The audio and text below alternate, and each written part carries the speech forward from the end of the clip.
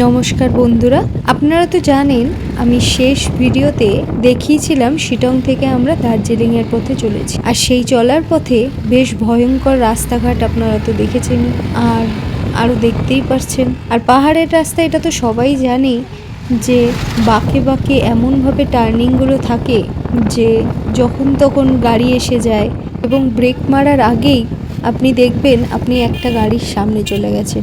এই ভয়ে ভয়ে বেশ ভালো মতোই এগোচ্ছি। আর তারপর কিছুটা দূরে গিয়ে মাঝখানে একটা হল্ট নিয়েছিলাম, কারণ ওখানে বেশ সুন্দর কাঞ্চনজঙ্ঘা দেখতে পাচ্ছিলাম।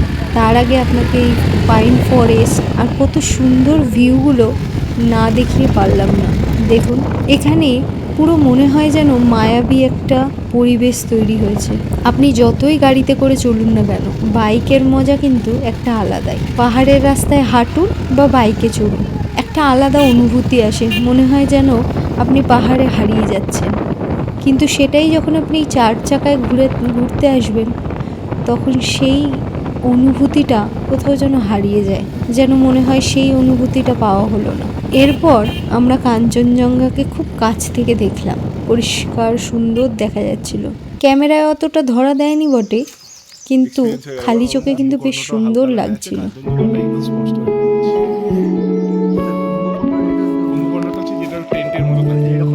কি সুন্দর দেখুন, পার্কটা সাজানো গোছানো সুন্দর। তারপর এখানে মোমো খেয়ে তারপর আবার রওনা দিলাম দার্জিলিংয়ের পথে। রাস্তা যেন শেষই হয় না জানেন।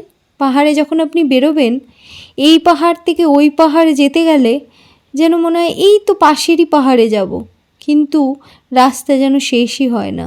আর রাস্তাগুলো সম্পূর্ণ খাড়াই। আপনি যদি বাইক নিয়ে বেরোন আর সেখানে যদি স্পিড কোথাও না কোথাও একটু পড়ে যায়, তবে গাড়ি একদম পেছন দিকে গড়াতে শুরু করে দেয়। তাই আপনাকে থামলে চলবে না, এগিয়ে চলতে হবে। বেশ ভালোই লেগেছে আমার এই জার্নিটা। বেশ মনোরম দৃশ্য, সাথে লম্বা রাস্তা আর এই রকম ধোয়ার পরিবেশ।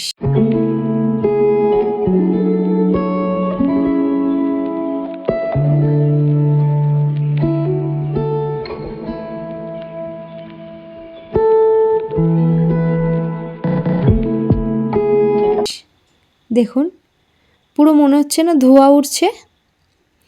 আর এই হলো কি বলুন তো, ঘুম স্টেশন, দার্জিলিংয়ের ঘুম স্টেশন। আর এই হলো টয় ট্রেন। কি সুন্দর লাগছে দেখুন। একটু পরে আমি টয় ট্রেনকে চলতেও দেখলাম।